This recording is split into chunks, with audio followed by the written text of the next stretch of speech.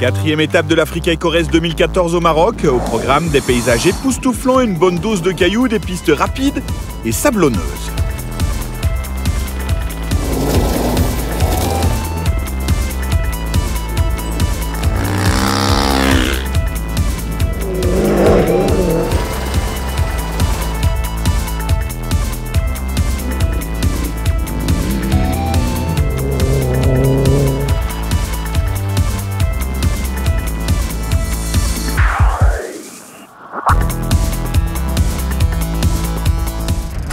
René Medge, le directeur de course, a concocté un parcours sélectif complètement neuf de 390 km entre Assa et Asaka. Après sa 7e place dans l'étape précédente, le Kazakh Yuri Sazonov sur Hummer réalise une belle opération et décroche la médaille de bronze du jour.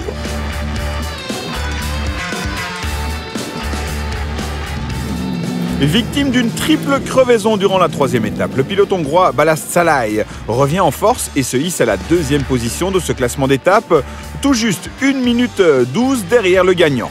Les vainqueurs du jour sont les Français Michel Turon-Barrère et Guillaume Martineau qui achèvent l'étape en 4h32 minutes malgré de gros déboires mécaniques.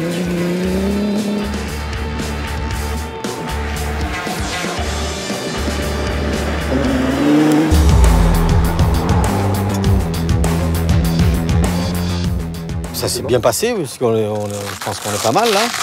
Mais au kilomètre 28, j'ai explosé une jante.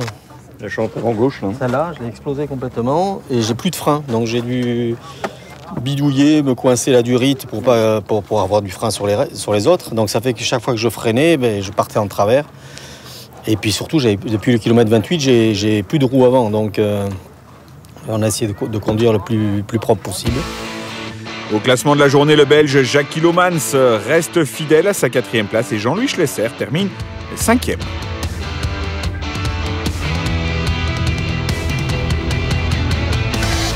Au général, le leader Schlesser conserve une avance de 27 minutes sur Jacques Kilomans. Sabatier est 3e et Turon-Barrère 4e. Du côté des camions, après un début de course en demi-teinte, le Hongrois Miklos Kovács, vainqueur 2010 de l'Africa Corse, remporte cette étape.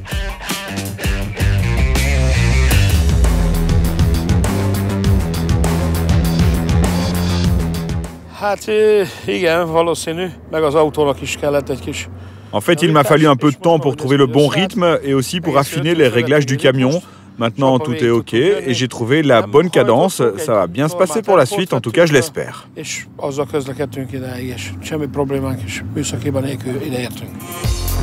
On passe à présent à la course moto. Dominique Robin sur une KTM 690 prend la tête de l'étape et ouvre la piste pour tous les autres motards avant d'être dépassé à 30 km de la ligne d'arrivée.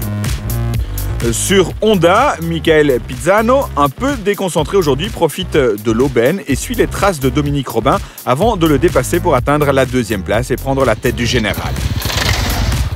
Norbert Dubois a également tiré parti de l'excellente navigation de son collègue avant de mettre les gaz en toute fin d'étape pour gagner la spéciale.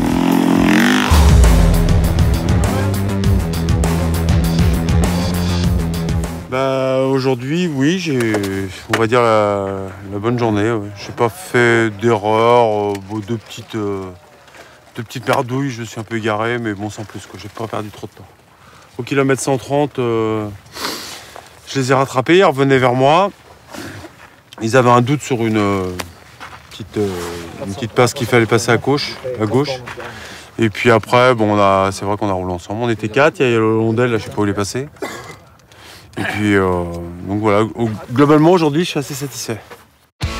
Au classement de l'étape, le berger des motards Dominique Robin se place en 3e position. Accidenté la veille, Harit Gabari s'accroche et pointe en 6e place tout de même. Au général, le pilote corse Michael Pizzano prend donc la tête, suivi par Robin et le Belge Joris van Dijk.